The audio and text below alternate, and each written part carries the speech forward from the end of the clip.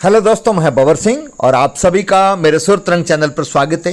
दोस्तों, कहते हैं ना कि अकेला चना बाहर नहीं फोड़ सकता।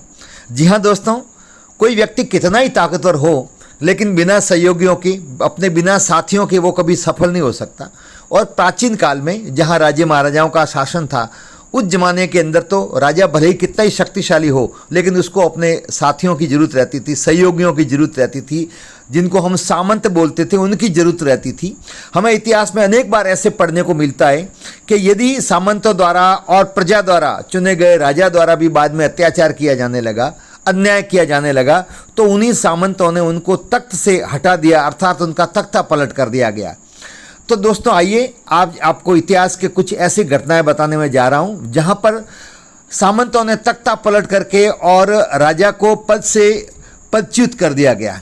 आज हम जिक्र करेंगे मेवाड़ के बारे में। जी हाँ दोस्तों, मेवाड़ जहाँ की आन बान शान सबसे निराली है, जिनको हिंदिया सूरज कहा जाता है, जहाँ महाराणा प्रताप, बप्पा रावल, राणा कुंभा, राणा सांगा, हमीर जैसे योद्धा हुए हैं, जिनका इतिहास में अमर नाम है, जिनको जब भी जिनके बारे में हम पढ़ते हैं, सुनते हैं तो हमारा सीना गर्व से फूले नहीं समाता। जी हाँ दोस्तों, मेवाड़ में शुरू से ही सामंतों का दबदबा रहा। ऐसे भी अवसर आए जब सामंतों ने मेवाड़ का तख्ता पलट कर दिया। मेवाड़ के शासक सामंत सिंह, जो 12वीं सदी में किसी बात से नाराज होकर के सामंतों ने पद से उनको हटा दिया।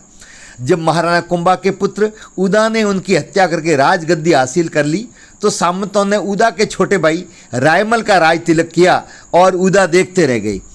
जब दुराचारी बनवीर ने मेवाड़ की राजगद्दी हत्या ली, जो इसके बारे में आपने बहुत बार पढ़ा भी होगा, जहां पन्ना दाई ने उदय सिंह की रक्षा की और कुंभलगढ़ के किले में उनको लेके आ गई। तो जब दुराचारी बनवीर ने मेवाड़ की राजगद्दी हत्या ली, तो सामंतों ने उनके विरुद्ध जाकर महाराणा उदय सिंह का राज तिलक कर दिया।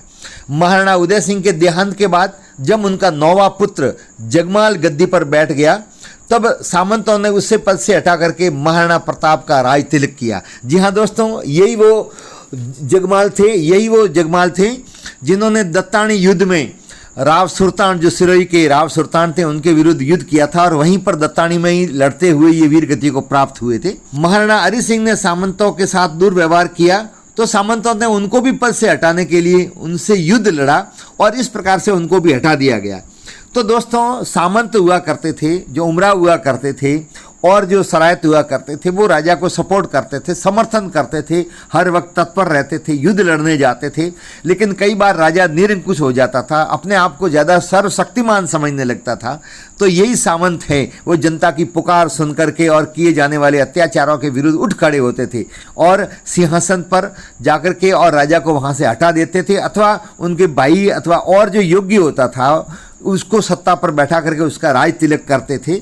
इसी प्रकार महाराणा प्रताप का भी गोगुंदा में राज तिलक सामंतों ने सब ने मिलकर के किया था। तो दोस्तों, इस प्रकार से मेवाड़ के अंदर सामंतों द्वारा राज तिलक करके और अत्याचारी शासक को पद से हटाया अथवा उसको पदच्युत किया गया। तो दोस्तों, ऐसे हमें बहुत इतिहास में पढ़ने को मिलता है। अगले वीडियो में और रोचक जानकारी दूंगा। तब तक आप सबका बहुत बहुत धन्यवाद।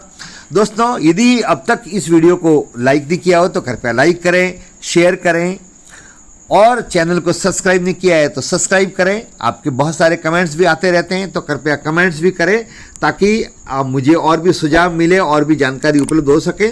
अगले वीडियो में आपको फिर जानकारी देंगे। तब तक आप सबका बहुत बहुत धन्यवाद। जय हिंद।